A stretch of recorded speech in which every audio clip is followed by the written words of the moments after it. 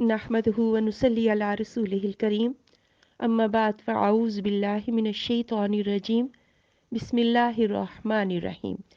सूरह मरियम की आयत नंबर 88 से 91 तक ज़रा इसका तर्जुमा मुलाहिज़ा करें। वक़ालु तख़ज़र रहमान वलदा, और उन्होंने कहा कि रहमान ने औलाद पकड़ी है। लक़द जिअतुम शैअन इद्दा, बेशक तुम बहुत ही बड़ी भारी बात कहते हो। तकादुस समावातु यतफ़त्तरन मिन्हु, करीब है कि आसमान फट जाएं इस बात से। वतंशक्कुल अर्ज़ु, और ज़मीन भी फट जाए। वतख़िरुल जिबालु हद्दा, और गिर पड़े पहाड़ रेज़ा रेज़ा होकर। अंदाउ लिर्रहमानि वलदा, कि उन्होंने रहमान के लिए औलाद का दावा किया है।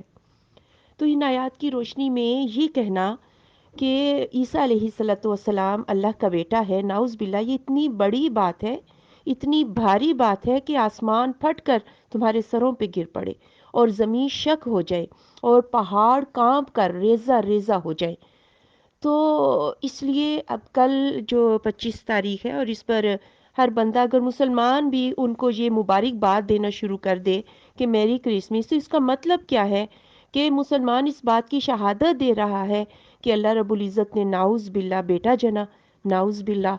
तो इसलिए ये लफ्ज़ कहना या ईसाइयों को मुबारकबाद देना ये इस इंसान के इस्लाम के ख़िलाफ़ है, क्योंकि इस्लाम क्या कहता है और इस्लाम का अकीदा क्या है कि कुल हुवल्लाहु अहद, आप कह दें कि अल्लाह एक है। तो इस्लाम की बुनियाद ही ये अकीदा है कि अल्लाह रब्बुल इज़्ज़त यकता है, ना उसका बाप है ना उसका बेटा है, कोई भी उसके हमसर नहीं है। तो इसलिए इस मौके पर अगर कोई क्रिसमस का केक भेजे तो वो केक भी नहीं खाना चाहिए, उन्हें ये कह के वापस किया जाए कि हम मुसलमान हैं, और उन्हें इसकी मुबारकबाद भी नहीं देनी चाहिए। अल्लाह ताला हमें समझने की तौफीक दे।